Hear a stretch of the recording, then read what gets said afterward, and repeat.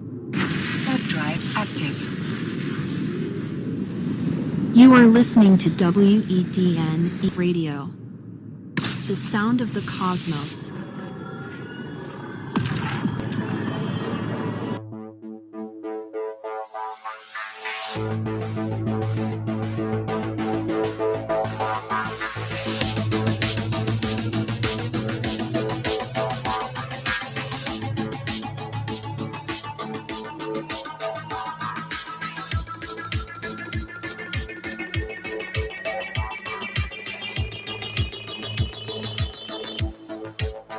Programming here at WEDN is made possible partly from contributions from corporations operating in New Eden. If you are interested in contributing to WEDN Radio, you can call us or send email. A list of contributors is available at wednradio.org, as well as news, links, special events, and more. Visit us online today at wednradio.org, and thanks for listening to WEDN Eve Radio, the sound of the cosmos.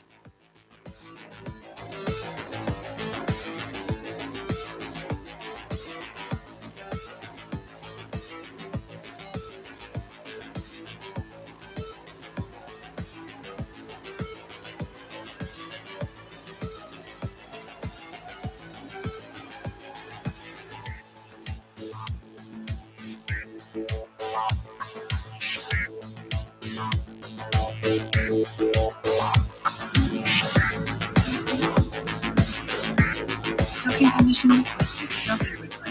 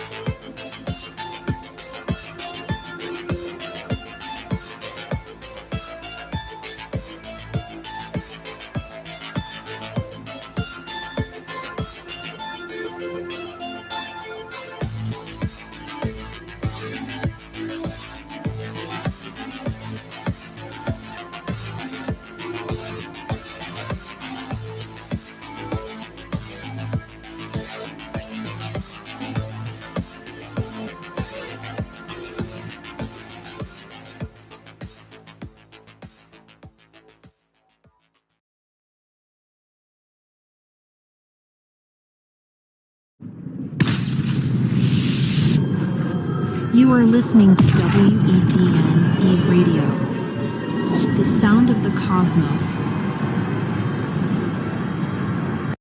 You gotta tell them Silent Breed is people!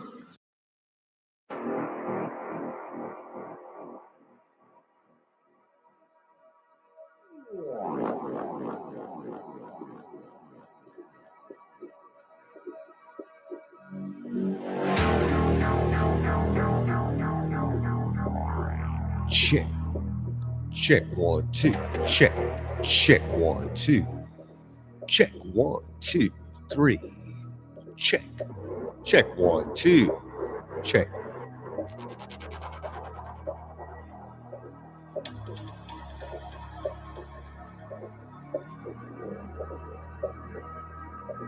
Check 1, 2. Check 1, 2. Check. Check 1, 2. Check 1, 2. Check 1, 2.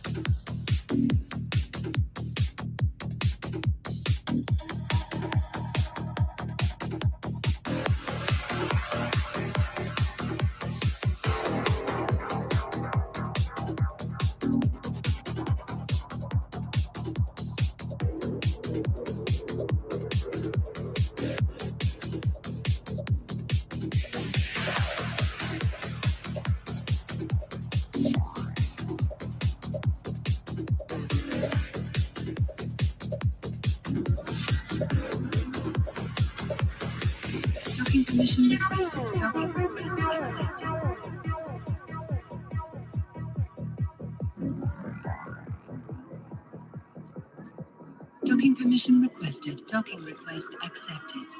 Docking permission requested. Docking request accepted. Was the time to become conscious, to give form and coherence to the mystery.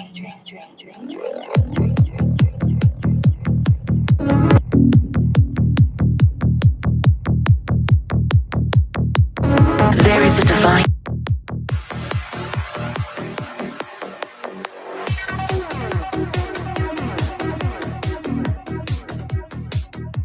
And then I switched to liberty.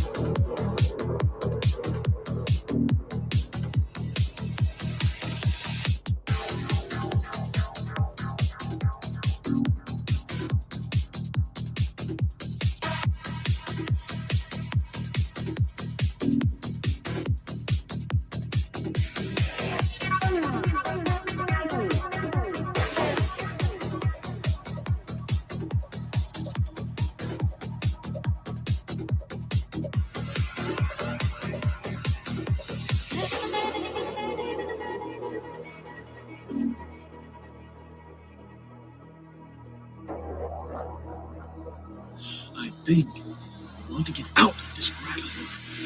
I want to get online. I need a computer.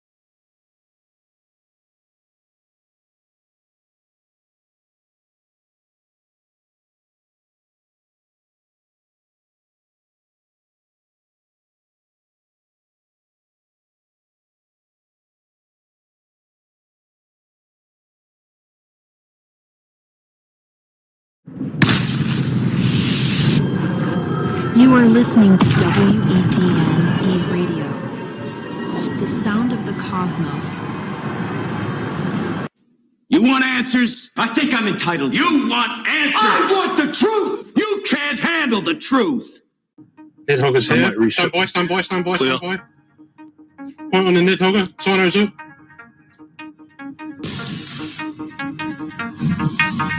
Turn the photos icon to broadcaster reps.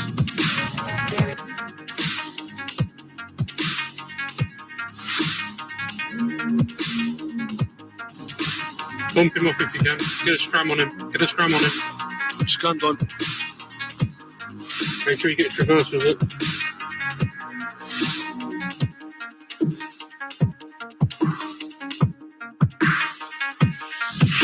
Okay, give it some heat now.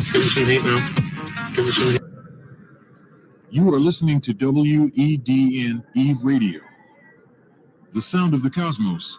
Warp drive active.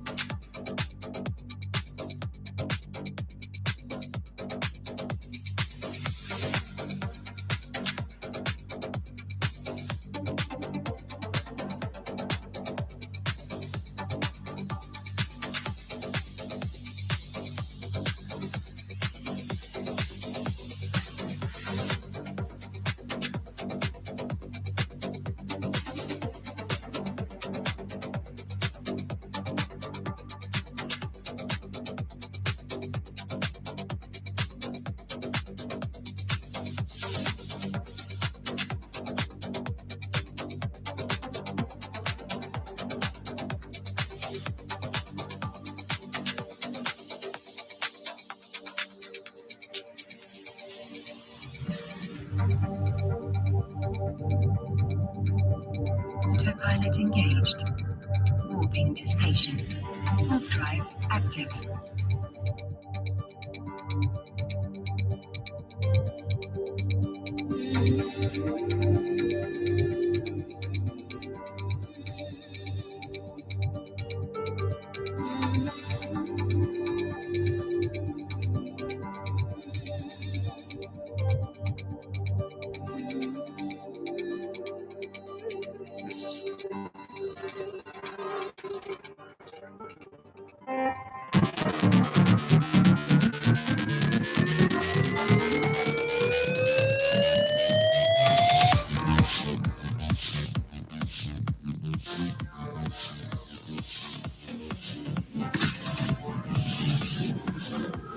are listening to WEDN Radio, the sound of the cosmos. You want answers? I think I'm entitled. You want answers? I want the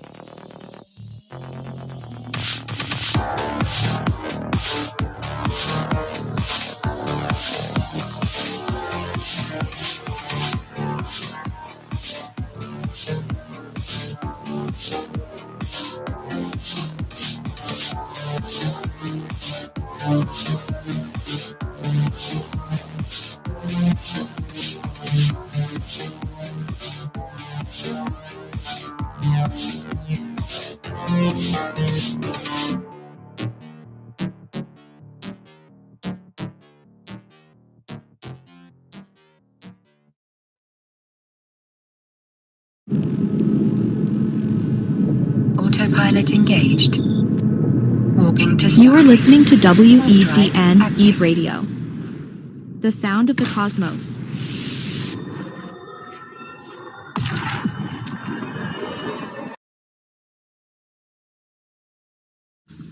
I have come here to chew bubblegum and kick ass. And I'm all out of bubblegum.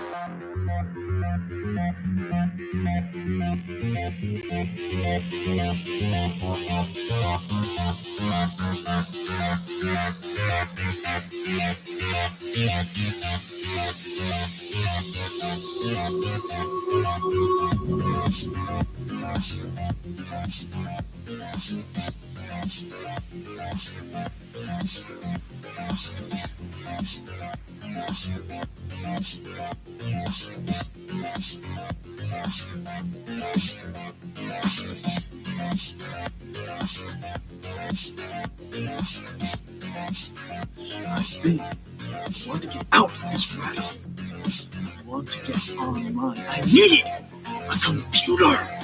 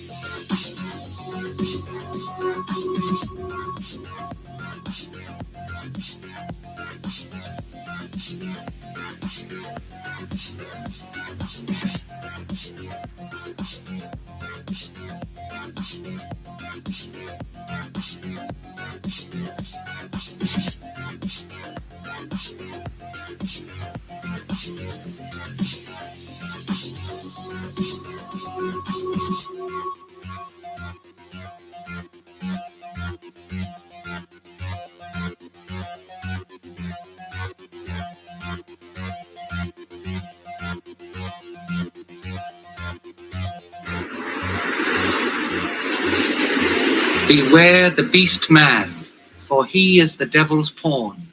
Alone among God's primates, he kills for sport, or lust, or greed. Yea, he will murder his brother to possess his brother's land. Let him not breed in great numbers, for he will make a desert of his home and yours.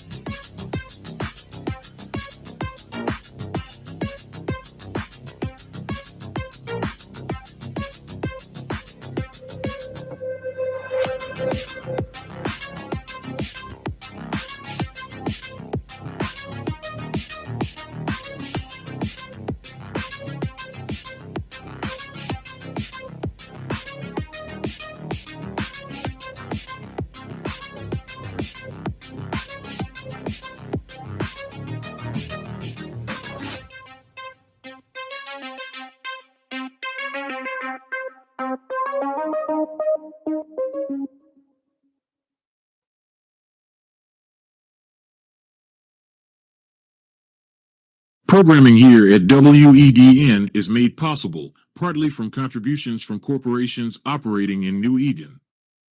If you are interested in contributing to WEDN Radio, you can call us or send email. A list of contributors is available at wednradio.org, as well as news, links, special events, and more. Visit us online today at wednradio.org, and thanks for listening to WEDN Eve Radio, the sound of the cosmos.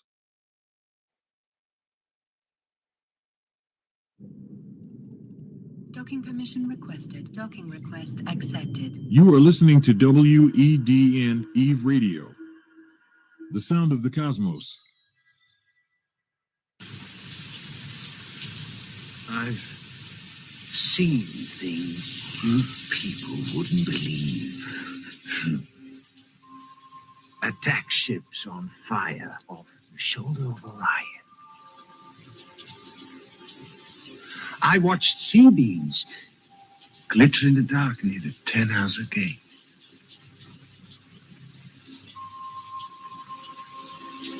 All those moments will be lost in time, like tears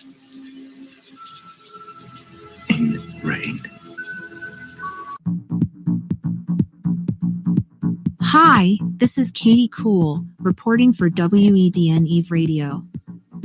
We at WEDN are currently seeking interviews, news, gossip, and local happenings throughout New Eden to add to our programming. We want WEDN to be your station, so your suggestions and comments are welcome. Visit us at wednradio.org or contact me, Katie Cool, in New Eden chat. This is Katie Cool. I'll see you in the ether, and thanks for listening to WEDN Eve Radio, the sound of the cosmos.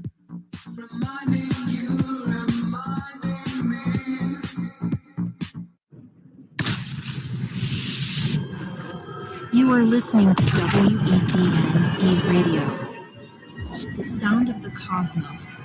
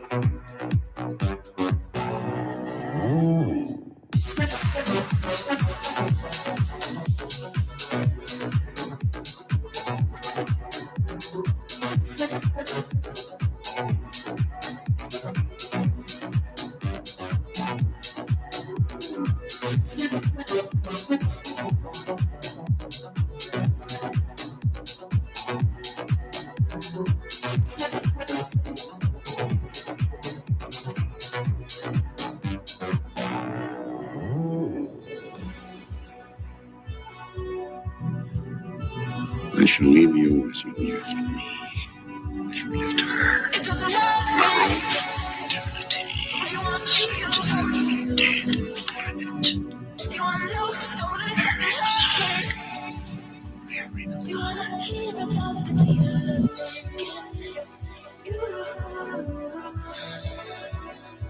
It's you and me. And if I could, I make a deal with God, and I get to swap all places. Be running up that road, be running up that hill, be running up that building.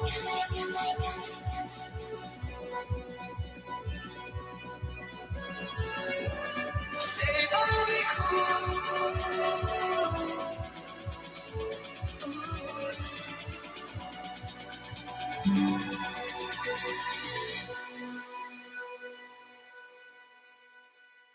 Funding for programming here at WEDN Eve Radio is provided in part by Bob's Shuttle and Transport. With our fleet of Lona shuttles, we can provide you temporary transportation with drop-off and pickup service. Our heavy cargo haulers can meet you on station and transport your ships, equipment, and gear to your destination. Contract and deposit required, including ship insurance. Bob's Shuttle and Transport, moving what you need to where you need in New Eden.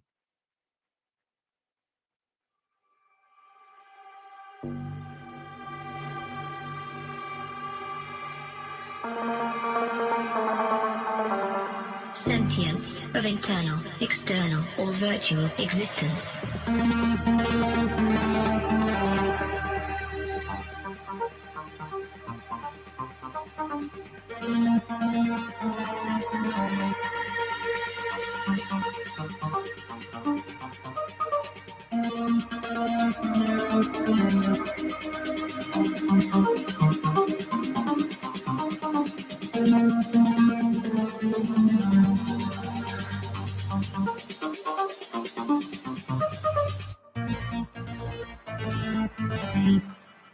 Consciousness.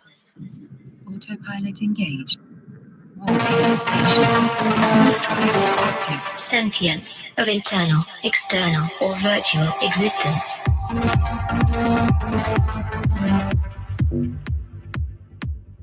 Consciousness.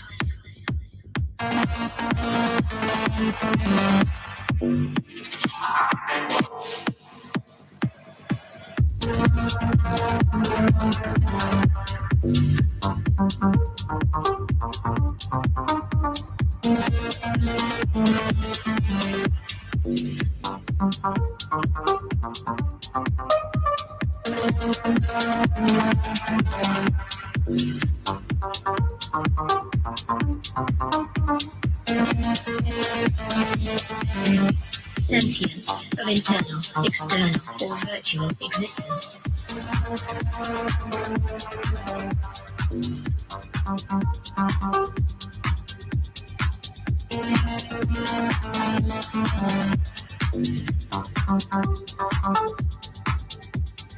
Consciousness.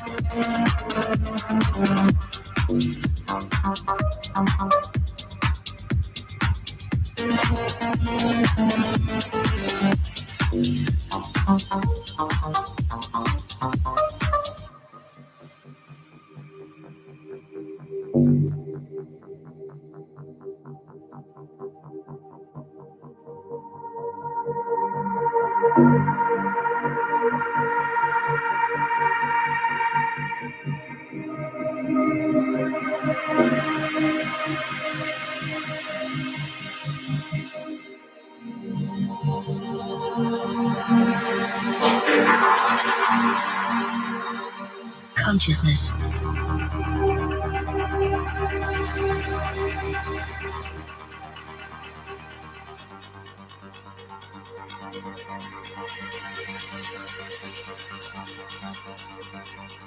Consciousness.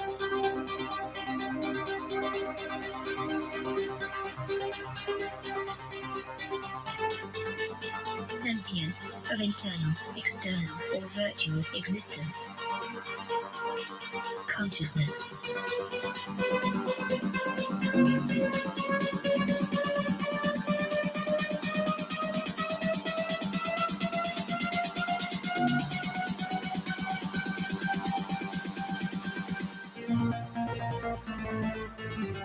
Sentience of internal, external, or virtual existence.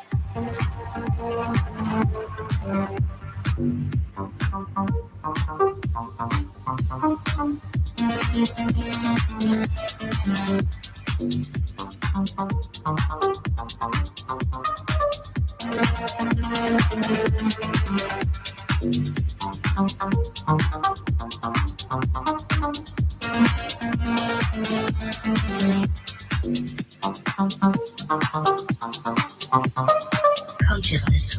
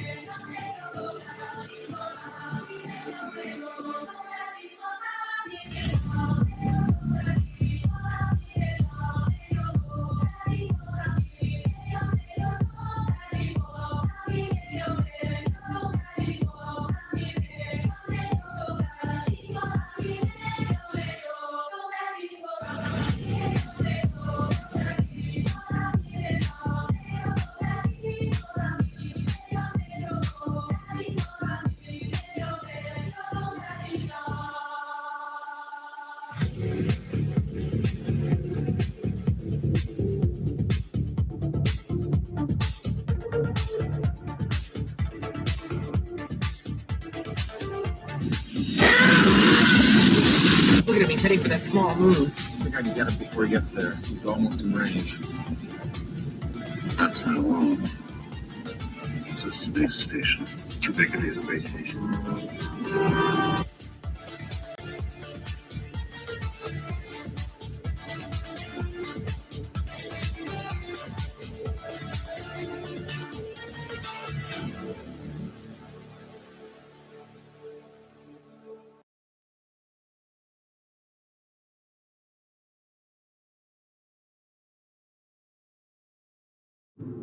Warp drive active.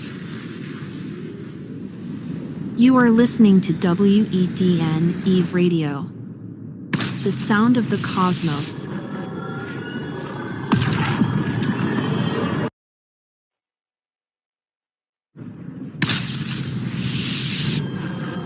You are listening to WEDN Eve Radio, the sound of the cosmos.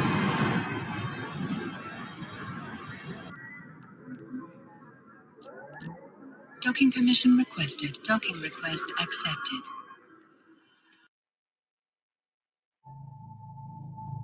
Earth. The origin of our ancestors.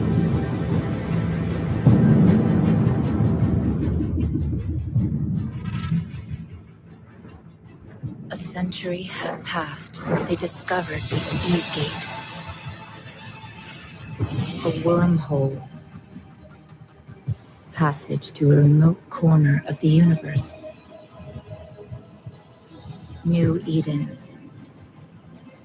It was the largest colonization effort in the history of man. The mass settlement of hundreds of strange new worlds. We thought nothing could stop us.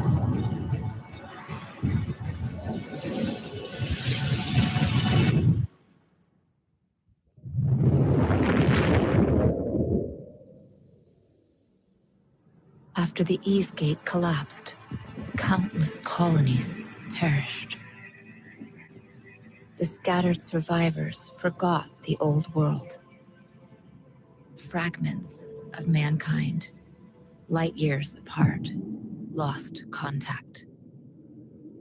Thousands of dark years passed until humanity rose again to be with the stars. In different corners of New Eden, great empires had evolved. 4 different faces of humanity. When they clashed, the wars were merciless.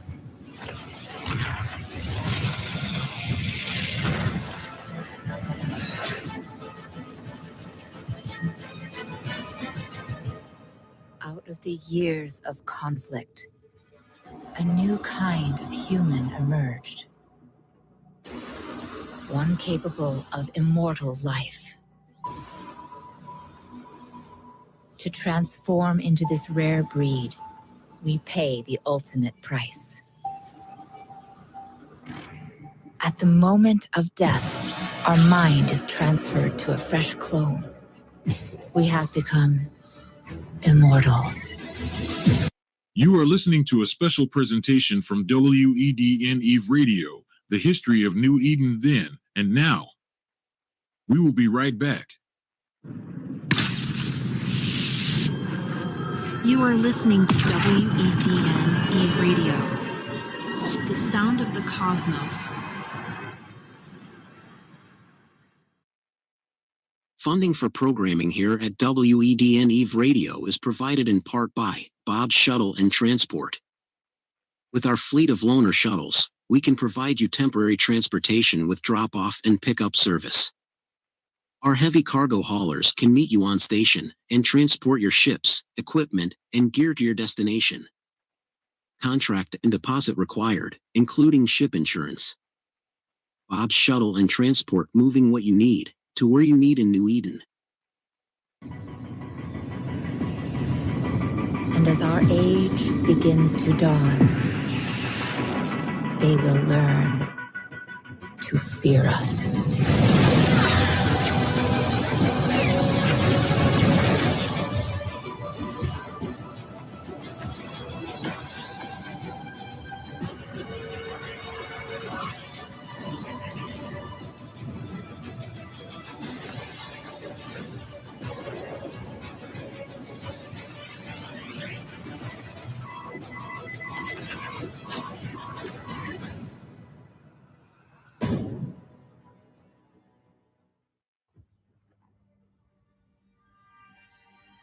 The birth of the Capsuleer.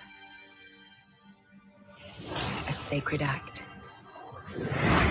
Immutable and profound. Mind and machine merged. Flesh fused with power beyond mortal limits. United with destiny. A ship and its heart. They are one.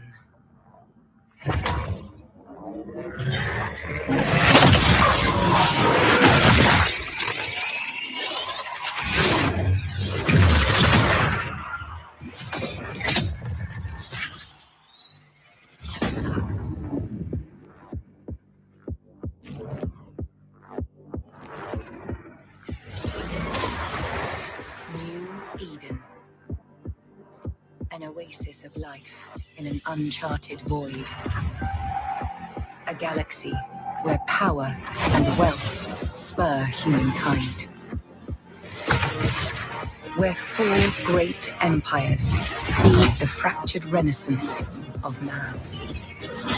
Wielding vast fleets, they carve their ideologies into the stars. The heroism and treachery of Capsuleers is woven into the fabric of New Eden. A story of industry, exploration, and conquest. However you choose to forge your destiny, do so with heart. New Eden is yours to shape.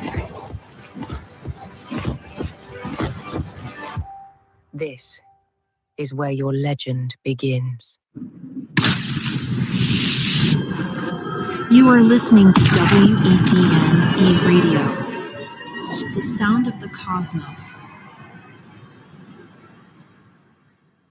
You are listening to a special presentation from WEDN Eve Radio, the history of New Eden then and now. We will be right back.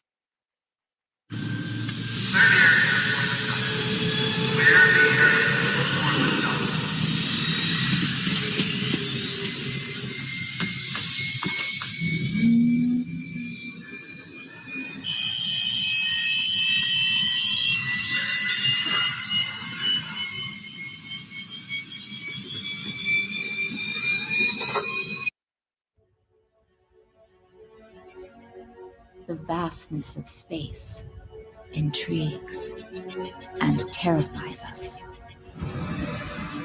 Seemingly unconquerable and unending, the universe dares us to explore. While most seek comfort in security, an exceptional few defy their fears and accept the challenge. They venture into the dark, driven by a desire for knowledge, wealth, and power. Because unlike the others, they have the courage to face the hidden dangers of the unknown. They know that with great risk also comes great reward.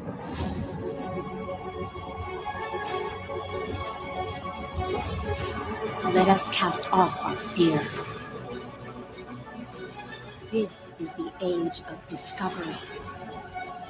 This is our Odyssey. From the formless void, there springs an entity more primordial than the elements themselves. In its wake, there will follow a storm. The prophecy is true. The heretics have constructed the gate. It must be destroyed.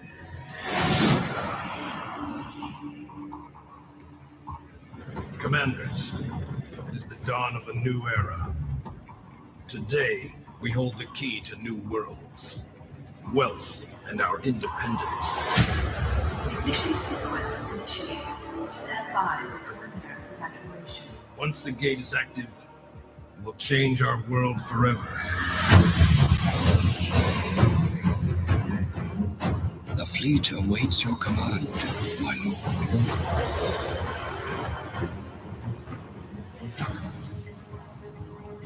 Detecting an Imperial fleet moving in on your location. You're not aborting the sequence. Prepare for battle. Clear for launch. Bravo wing, clear for dust off. Clear. Form up on me. Bravo squad, foot flank, 5 wide. Roger that, we're on it.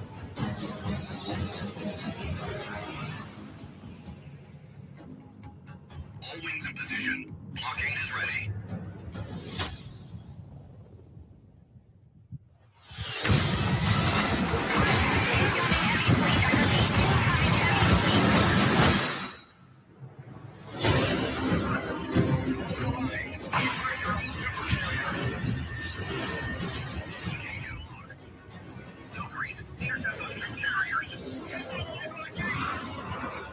Monster bogies incoming, launching fighters.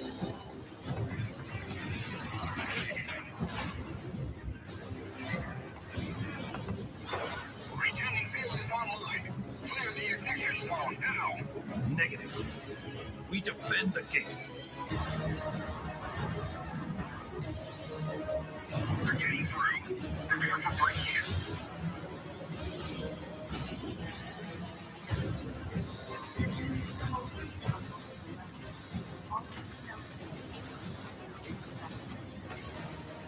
They're closing in on us. Keep up the pressure.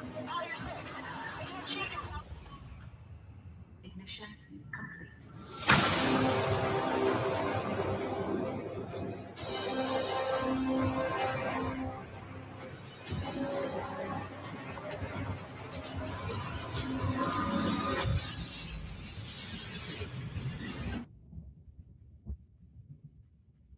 In its wake, they will follow a storm.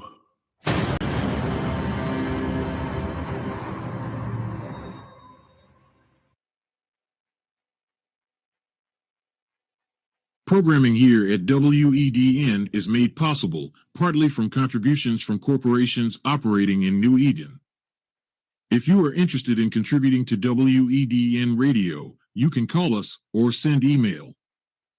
A list of contributors is available at wednradio.org, as well as news, links, special events, and more. Visit us online today at wednradio.org, and thanks for listening to WEDN Eve Radio, the sound of the cosmos. You are listening to a special presentation from WEDN Eve Radio, the history of New Eden then and now. We will be right back. Beam me up, Mr. Spock.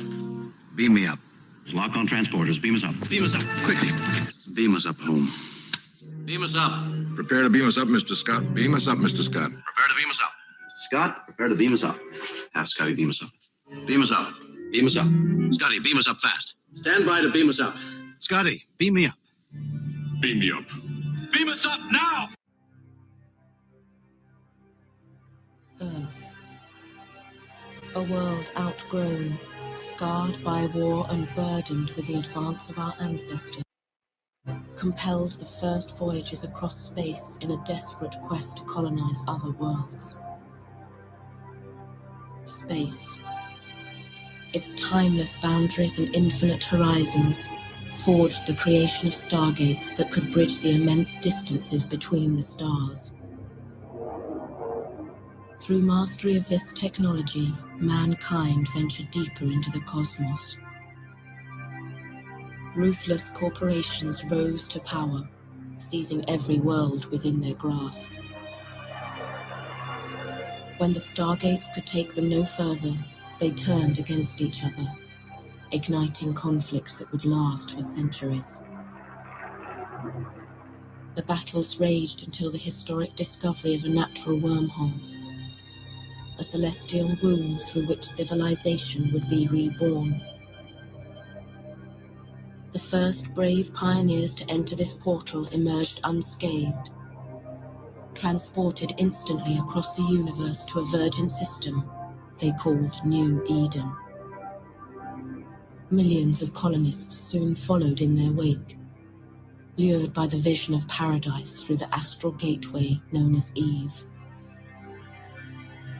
Spreading outwards among the stars, they embraced Eve with the greatest of expectations, the highest of hopes, and the boldest of dreams. When one day, nature conspired with fate to breed the cruelest nightmare of all. The wormhole leading to New Eden collapsed, severing young colonies from the home worlds which sustained them. It was the beginning of a dark age that would erase civilization as it was known to be.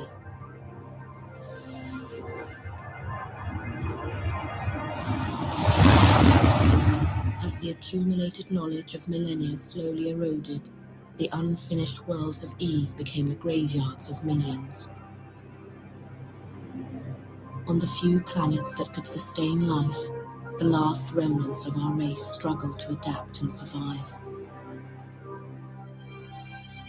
In time, society was reborn and the memories of our past transformed into legend and myth. The first to emerge from the darkness were the Amar, a monotheistic race fervently committed to their faith. They reinvented spaceflight and soon discovered they were not alone.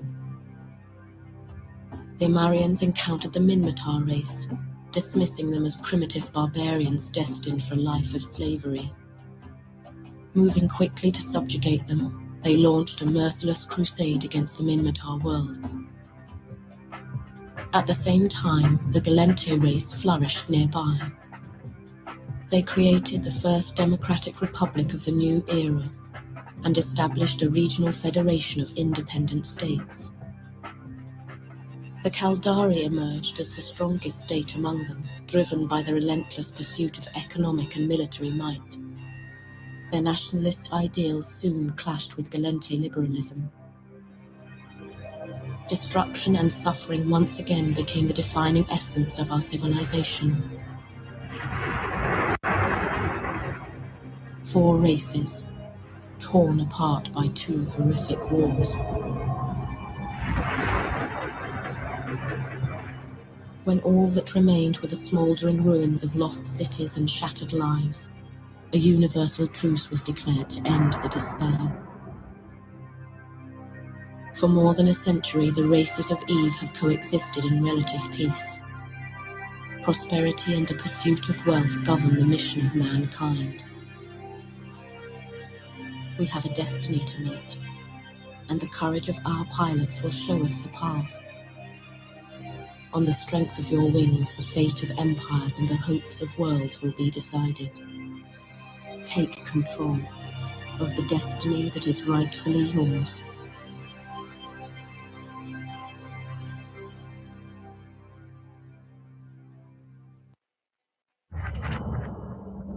This game, you're not ready for it.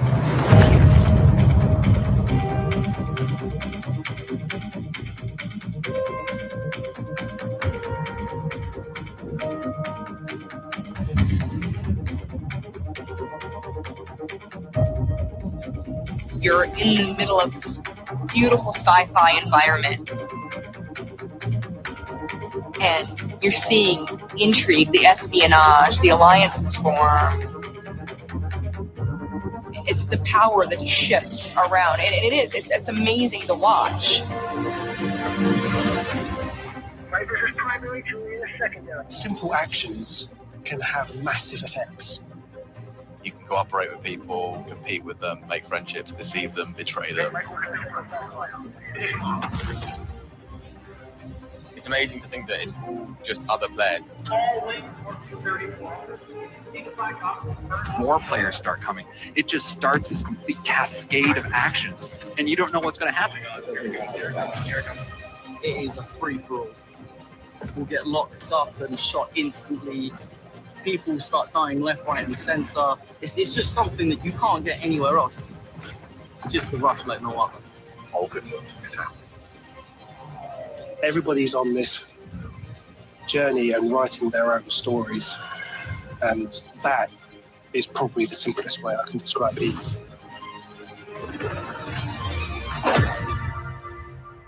Things continue to change and evolve.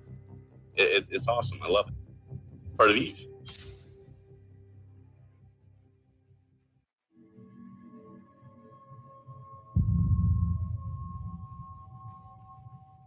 In Viridian expansion, we are also introducing corporation projects. This is a new feature that will enable corporations to create projects for their members to contribute to and to monitor the progress.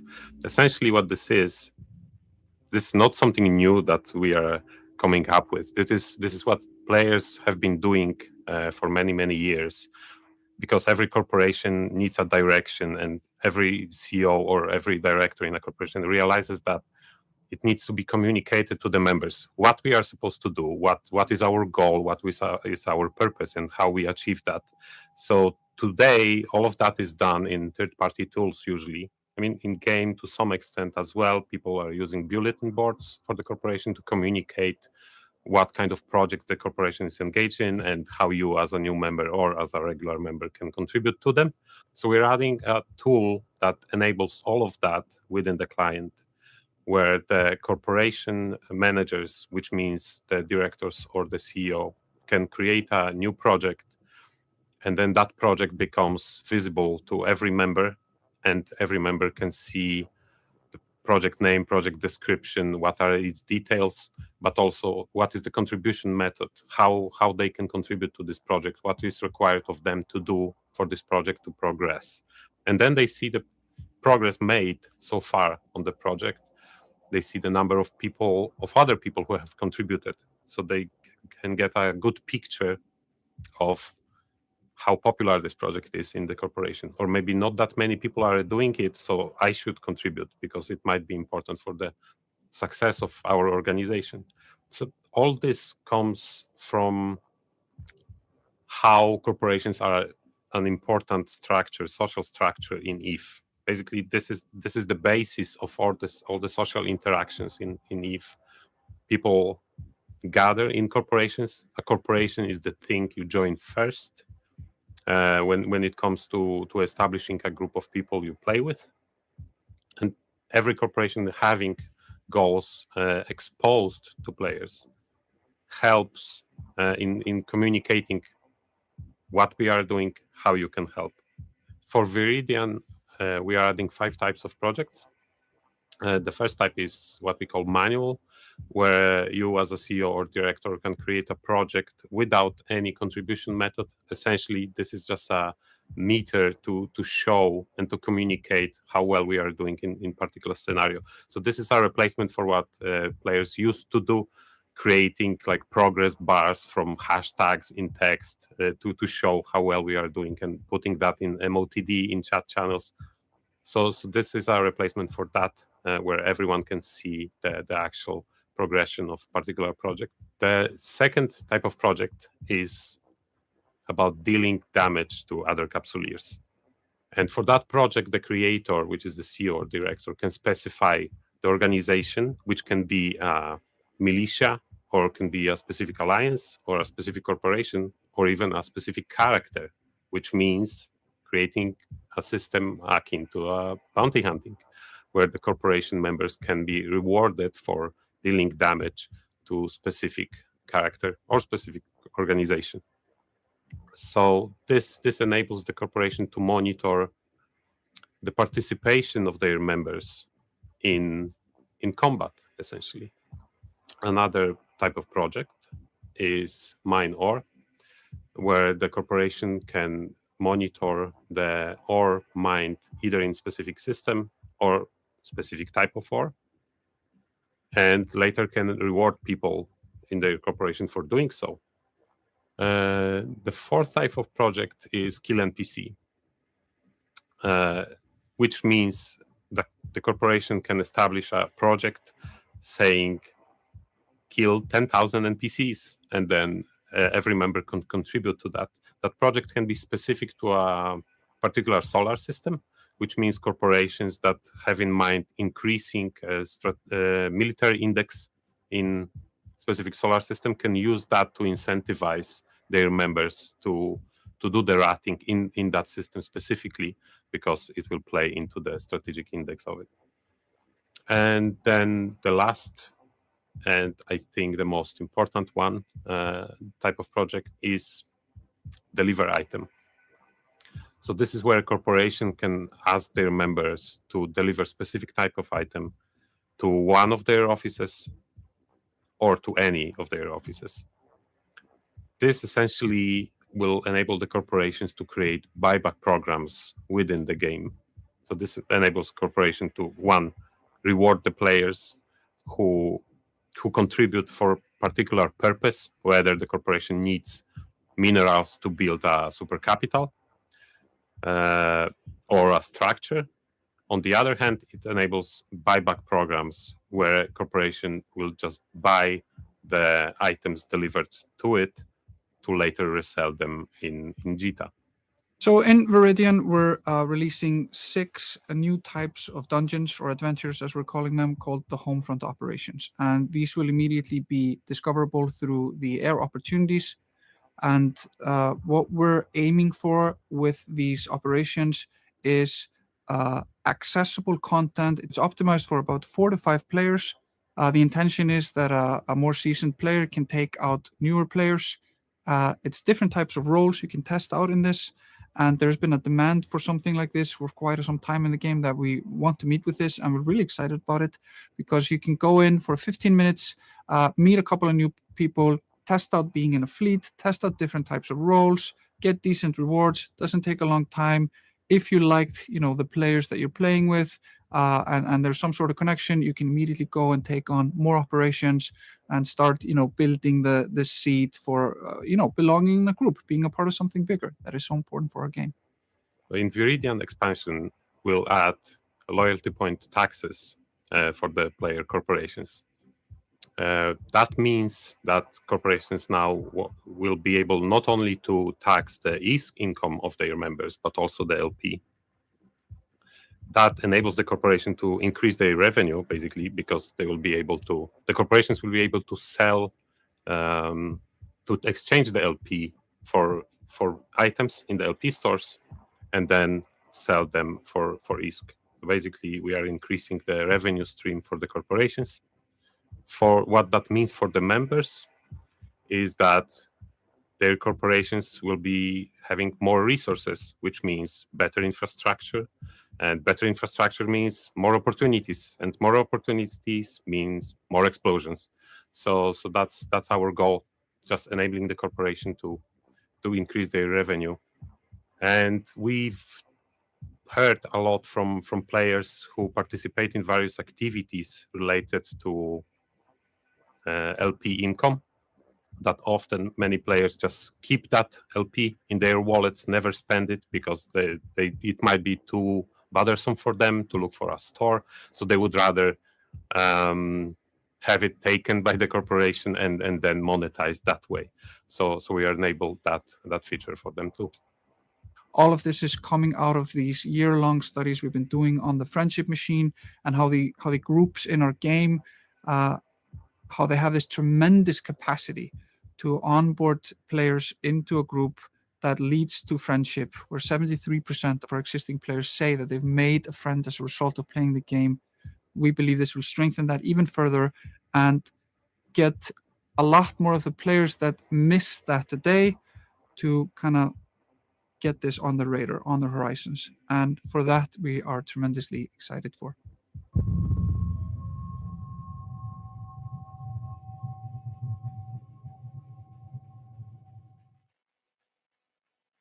You are listening to a special presentation from WEDN Eve Radio, the history of New Eden then and now. We will be right back. Warp drive active.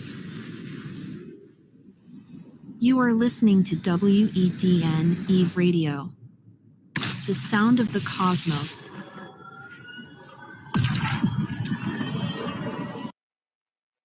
Funding for programming here at WEDN Eve Radio is provided in part by Bob's Shuttle and Transport. With our fleet of loaner shuttles, we can provide you temporary transportation with drop-off and pickup service.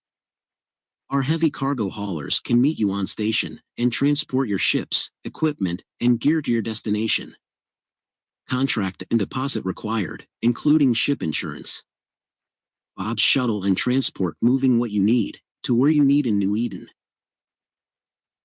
Programming here at WEDN is made possible partly from contributions from corporations operating in New Eden.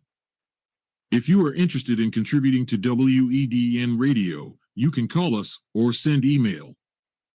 A list of contributors is available at wednradio.org, as well as news, links, special events, and more. Visit us online today at wednradio.org, and thanks for listening to WEDN Eve Radio, the sound of the cosmos.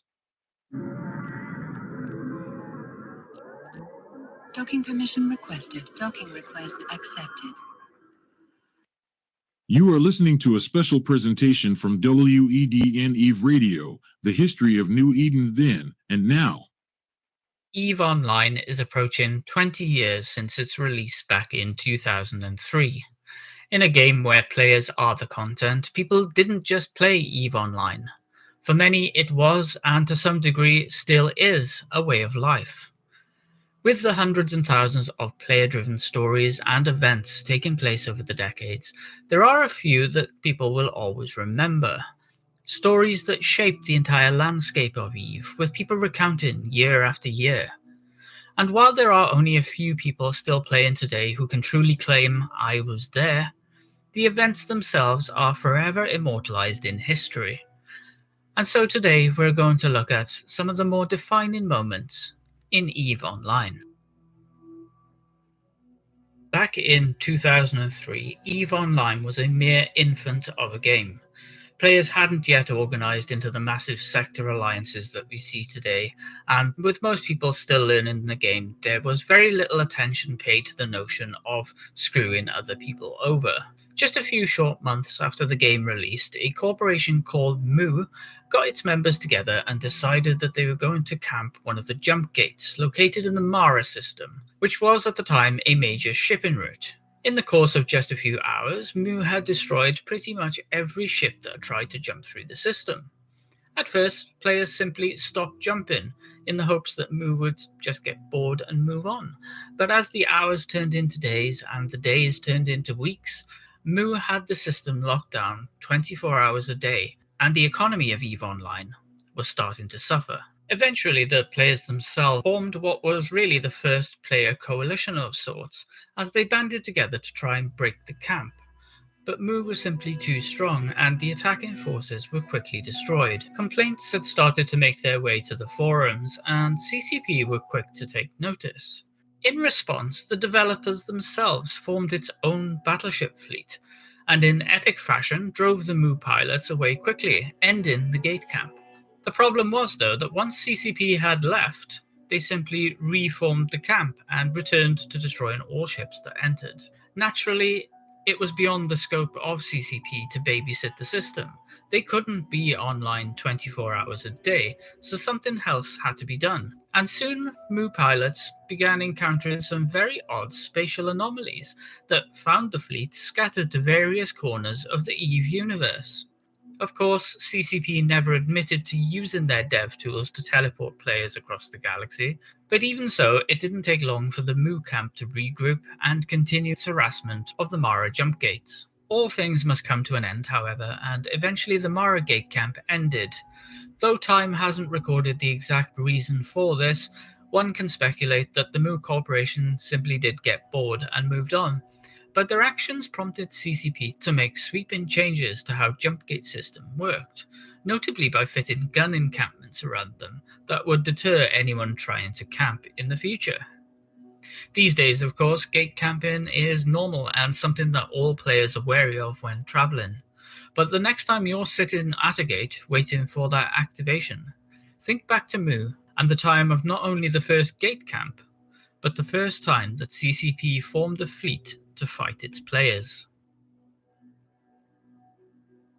It's well known in EVE these days that subterfuge, infiltration, and betrayal are all part of the game. But in 2005, a 2-year-old EVE was still finding its feet. A grand scheme was put into motion in this year, though, and just like a plot of a movie, an anonymous employer contacted the guild, the Guide in Hand Social Club, with a job offer. Kill Muriel, the CEO of a corporation called Ubiqua Seraph, and to steal everything they possibly could. Nothing like this had been done in EVE by this point, but Guide in Hand accepted the contract. Members of the Corp began to infiltrate the Ubiqua Seraph's corporation on every level possible, and eventually one of the spies, Arenis, was so trusted that he became elevated into senior leadership roles, and was even known as Muriel's right-hand man. In all, it took 10 months of preparation. But once all of the pieces were in place, Arenis asked Muriel to follow him to a nearby system. Being a trusted friend, of course, she agreed, and jumping into her Navy Apocalypse battleship, a really rare and expensive ship at the time, undocked and left the system. The second Muriel was away from safety, the other Guide in Hand's pilots warped in and destroyed her ship and pod, taking her corpse as proof for the initial unknown contractor. The other spies, still located within Ubiqua Seraph, began taking everything they could that was stored in shared hangars and storage, stealing around 30 billion in ISK and ships. Not so much by today's standard, but in 2005, this was an impossible amount. Muriel was betrayed, Ubiqua Seraph was broke, and the Guide in Hand forever defined themselves in history as the first ever contracted assassination, the first ever large-scale infiltration, and the biggest heist ever seen at the time. In the early days of EVE, one of the first real signs of a super coalition saw the rise of an alliance called the Band of Brothers. As an elite PvP group, Bob cemented its place by taking over vast quantities of space that quickly turned into an almost impenetrable fortress. While Bob had its fair share of enemies, there were very few who could actually rival its strength and numbers. One alliance that could, however, was known as Goonswarm. Bob and Goonswarm had been locked in a perpetual war for some time. There were many fights, plots, and schemes over the course, but neither side really gained any ground. That was all about to change, though. Agamar, one of the senior directors of Bob, had infiltrated Goonswarm with an alt account. His plans were simple: gather intel, uncover secrets, and then use that knowledge to destroy them. A sound plan, but with one massive problem. The longer Agamar spied on Goonswarm from within, and the more he flew with them under the guise of gathering intel, the more he began to actually enjoy being with them. And after becoming tired of Bob's elitist and condescending attitude, decided eventually to reveal himself to the Goonswarm Spy Corporation with an offer of defection. Agamar's defection came in February 2009, and as he was at director level within the Bob Alliance, had a lot of power and control. First, he stole everything he was able to from the corporation's holdings. Then he kicked all of the members out of the corporation, kicked all of the corporations out of the alliance, and then disbanded the alliance altogether. In seconds, the massive amount of space that Bob had controlled became uncontested, and Goonswarm instantly began their invasion of Bob's territory, mostly uncontested given the confusion created within the alliance. The once mighty alliance was never fully able to regroup, and had no choice but to retreat into NPC-controlled space. The Bob Alliance had terrorized the universe since it was formed, and it was considered to be at war with everyone, so many people were happy to see the downfall. Little did they know at the time, however, that the victors of this war would go on to have a similar history. You see, when Agamar first decided to defect, he spoke at length with, at the time, Spy Master of Goonswarm, a player in-game known as the Mittani, who most listening today will recognize as the now current leader of Goonswarm and its alliances, and much like events of the past, would also go on to have the universe turn against them. but that's another story. While Bob did eventually reform under a different name, this was the defining moment in EVE where the largest player alliance ever created fell, and the word Bob was effectively erased from the game by the actions of just one player. On January the 27th, 2014, one of the biggest and most iconic battles ever in the history of EVE Online was fought, with 7,500 people fighting for 21 consecutive hours. 11 trillion worth of ISK and ships was destroyed. What caused all this to occur, you may ask? Well, somebody forgot to pay their bill. The space in question was held by an alliance called Pandemic Legion, who at this point in time was embroiled in a month-long war against the CFC, a coalition spearheaded by none other than the defeaters of Bob, Goonswarm. The system of BTAC 5RB was a key staging system for this war, but on January the 27th, a simple mistake by Pandemic Legion would be costly. In order for alliances to maintain sovereignty of star systems, the alliances were required to pay tax. However, in this case, Pandemic Legion forgot to set up the automatic withdrawal of the funds, and with the bills unpaid, Pandemic Legion suddenly lost control of the system.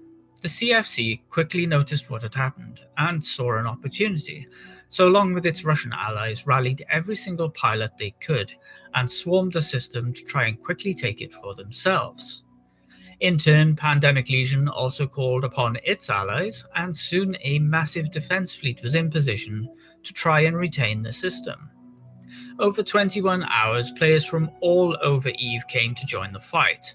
People not even logged into the game had heard of what was happening and dropped what they were doing to log in and join. As the hours passed, it became clear that the Defense Force, along with Pandemic Legion, were losing the fight, having destroyed 16 attacking Titans, but losing a massive 59 of their own. Having lost the system to the CFC and with its fleet decimated, Pandemic Legion retreated from the battlefield and the war altogether, abandoning not only BTAC 5RB, but dozens of other systems in the process. Over time, Pandemic Legion would go on to reclaim everything that had been lost that day.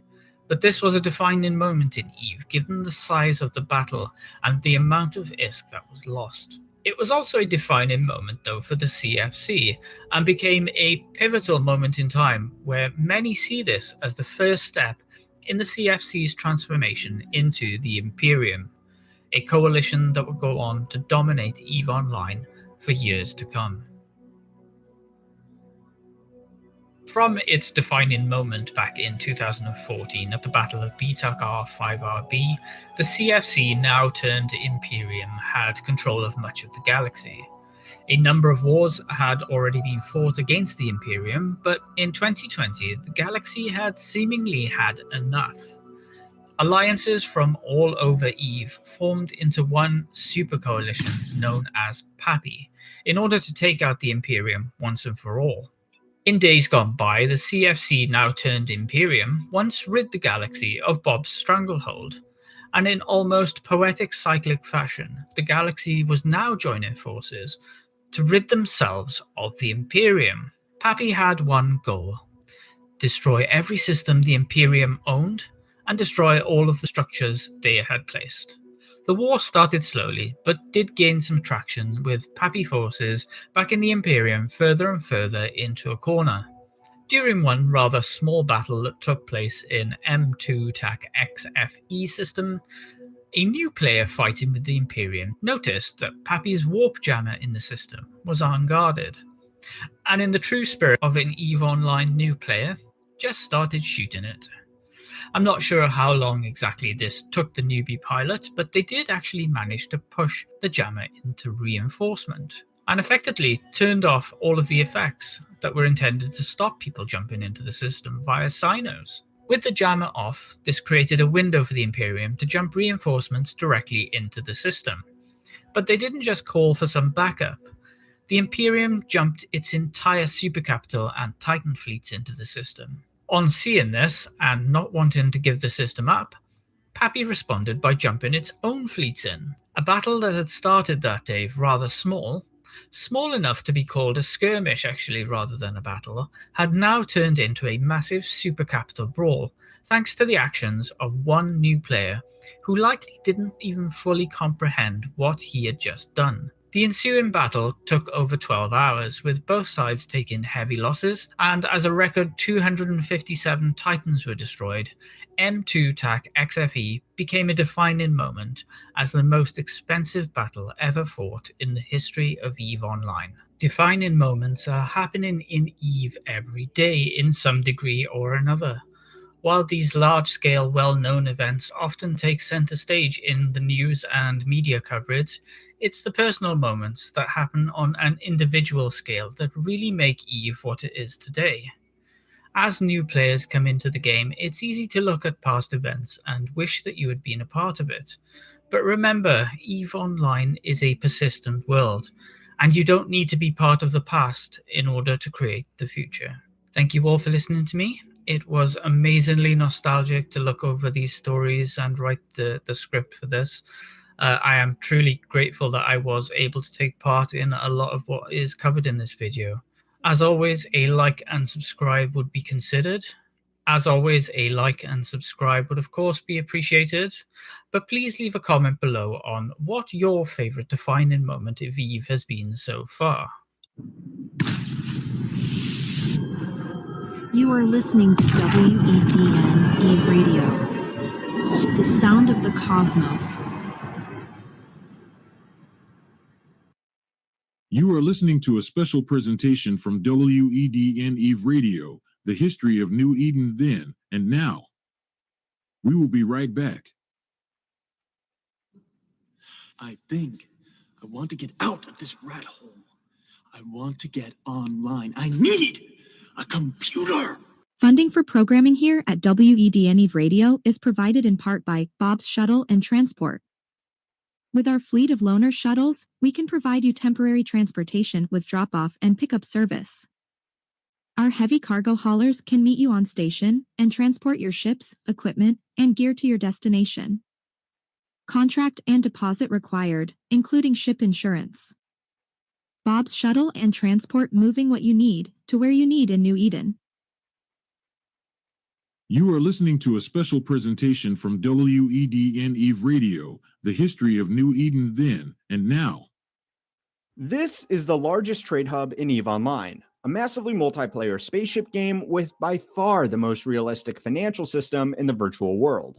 And this is downtown Manhattan, the largest trade hub in, well, the real world. These two regions of concentrated commerce have more than you might expect in common, and what has happened before in this virtual world might be a very good indication of what ends up happening here in the real world. But we are getting ahead of ourselves. In our last video in this series, we explored how EVE Online's massive in-game wars were financed, and at a cost of hundreds of thousands or even millions of dollars, why they were financed. Now, a couple people reached out to me at the end of that video and said I missed a very interesting detail: the battle over the in-game tax havens. You see, when a financial system is as realistic as the one in EVE Online, it comes with the same unfortunate realities as well. Most notably, needing to work hard to make in-game money, currency inflation, and of course, paying taxes. So it's time to learn how money works and take a look at the different taxes players in EVE are expected to pay, how they avoid paying them, and what this can teach us about the fate of New York. So, to start off with, there are the taxes that we explored in our last video that are paid by the individual players on their income and paid to the corporations they are a member of. These are the taxes that in turn go on to fund the wars that make the newspaper headlines, so most of the members of these corporations have no problem paying them. Even if they do decide they'd rather not pay these taxes, it's as simple as finding or indeed forming a corporation with a 0% tax rate. Simple enough. There is, however, a type of tax that is far less popular among the players of this game, because it's much harder to avoid and doesn't get used to fund these epic space battles. These are the sales taxes. Every day, millions of transactions take place in the trade hubs across this virtual galaxy, as everything from basic supplies to huge speculative positions are bought and sold back and forth between the players of the game. Every time this happens, a percentage of the sale is taken out and paid to the Secure Commerce Commission, which is a not-so-subtle in-game equivalent of the American Securities and Exchange Commission. The only difference is that in the real world, the SEC is funded by a tiny fraction of a percent of these transactions, about $22 per $1 million in sales. In EVE Online, however, the transaction tax was around 2%. This by itself is pretty steep, and it's actually one of the biggest ways the game takes money out of active circulation. But things got really serious when this tax was doubled to more than 5% a few years ago. There were two important things that came out of this. The first was that suddenly a video game was making headlines for tax hikes, which is something, I suppose. But more importantly, the financial elite of EVE needed to find a way around these new onerous tax rates. This was the solution. This is a Citadel, a space station that players in the game can construct and place almost anywhere in space. The largest of these structures can house their own market exchanges, which means it was possible for the players to build these structures on the outskirts of established trade hubs and undercut the new 5% tax rate being charged in the established centers. This worked really well, but it still caused a few problems. The first was the inevitable race to the bottom. These stations aren't cheap per se, but compared to the potential revenue they could generate as centers of exchange, their upfront cost was practically a non-factor. This meant that everybody with a few billion is to spare threw up these structures everywhere across the galaxy and started competing with each other. Through the magic of free market competition, this pushed the tax rates in the Citadels from just undercutting the 5% charged in the public stations to practically zero. This caused a lot of problems for these would-be market overlords, because at a 0% cut, they were making no money at all and couldn't afford the ongoing expenses required to run these stations. This meant that most people just let their stations fall into disrepair, but some stuck it out with the promise that if they were the last man standing, they could raise their rates once again and make insane profits off this market. In the real world, we call this anti-competitive pricing, which in brief means pricing your product cheaply, not because it makes good business sense to do so, but because it makes it impossible for people to compete. And once you have no competition for an essential service like, let's say, trade, then you can charge whatever you like. Now, in the real world, this particular business practice is illegal, and many major corporations have seen themselves in court for exactly this reason. However, as we've seen before, EVE Online has an almost totally unregulated financial system, so anti-competitive pricing is completely fair game.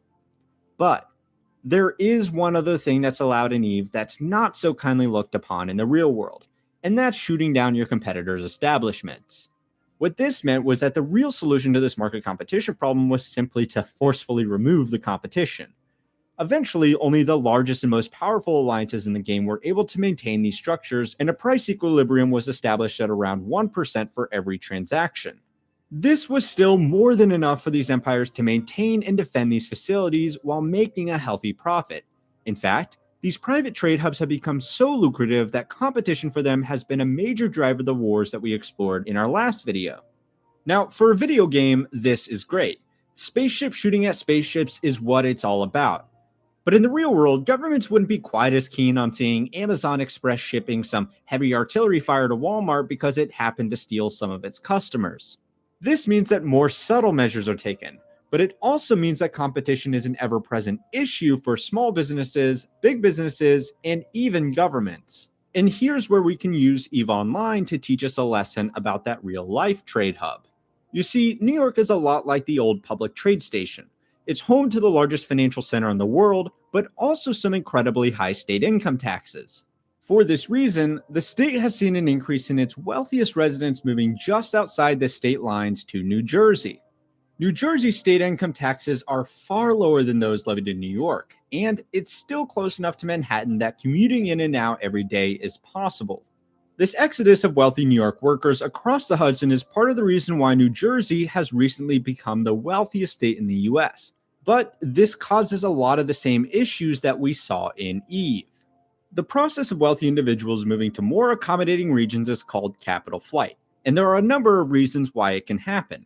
The most common is to move away from poor living conditions. Wealthy people in nations with high levels of political instability and crime have been willing to spend millions of dollars to set up their families in more stable environments. Think of examples like people fleeing South Africa, and more recently, wealthy Chinese business leaders moving to nations like Canada, Australia, and the States.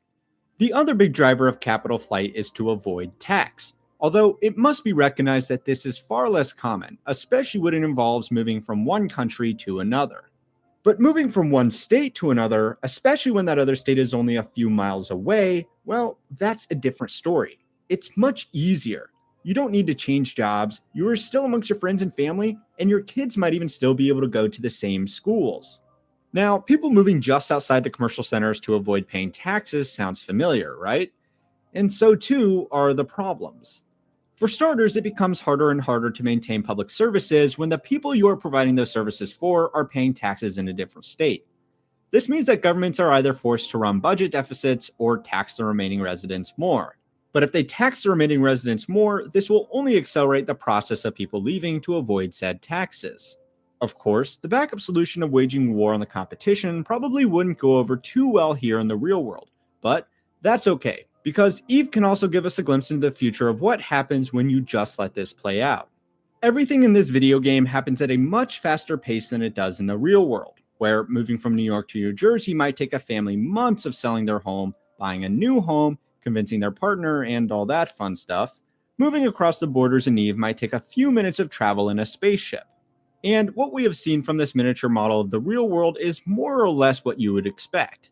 Most business is still done in the old trade hubs, and sure, it has lost some revenue to the low-tax competitors. But at the end of the day, customers from all over the galaxy, or maybe just the planet, know that this is the place where business gets done. And it's a big ask to convince those same customers to go out of their way just so you can enjoy slightly lower taxes. Of course, for really high-value deals, you can pass some of these savings along to them. But more often than not, tradition and convenience trumps these marginal savings. So, good news, New York. A spaceship video game says you're gonna be alright, and you can breathe a sigh of relief. And even if that all fails, perhaps New York can save all of its problems by taking a cut of the profits its Federal Reserve Bank makes. Go and watch our video on how the Fed became the most profitable entity in history to find out if that's something we should be worried about. Or if that's too frightening for you, then go and check out our other video on how the wars in EVE Online are financed. If you do enjoy these videos, be sure to like and subscribe to keep on learning how money works. Programming here at WEDN is made possible partly from contributions from corporations operating in New Eden. If you are interested in contributing to WEDN Radio, you can call us or send email.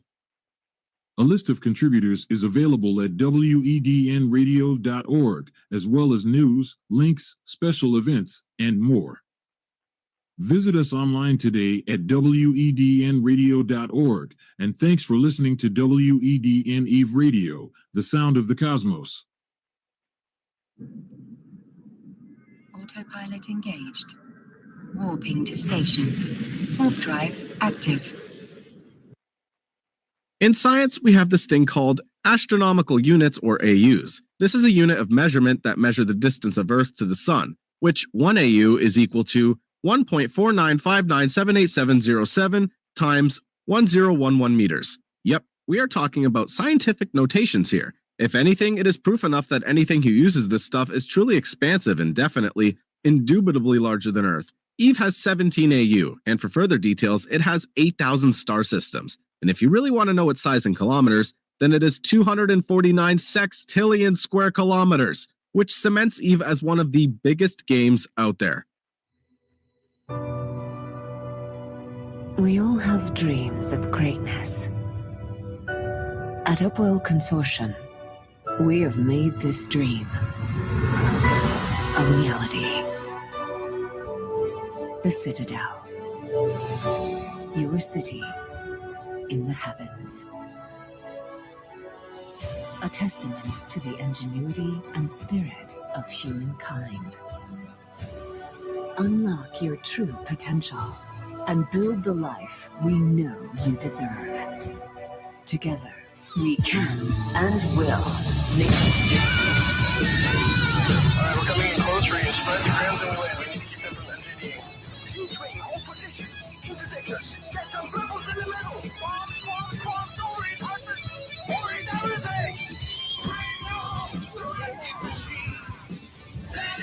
Alright, carriers are putting fighters out. Frigate, short range and take them out.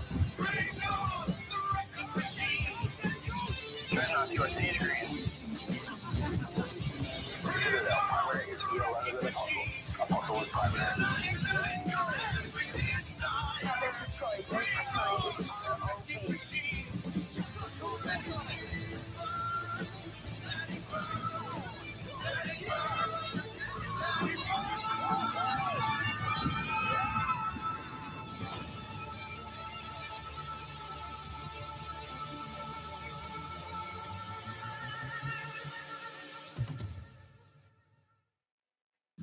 I have come here to chew bubblegum and kick ass. And I'm all out of bubblegum. You are listening to WEDN Eve Radio, the sound of the cosmos.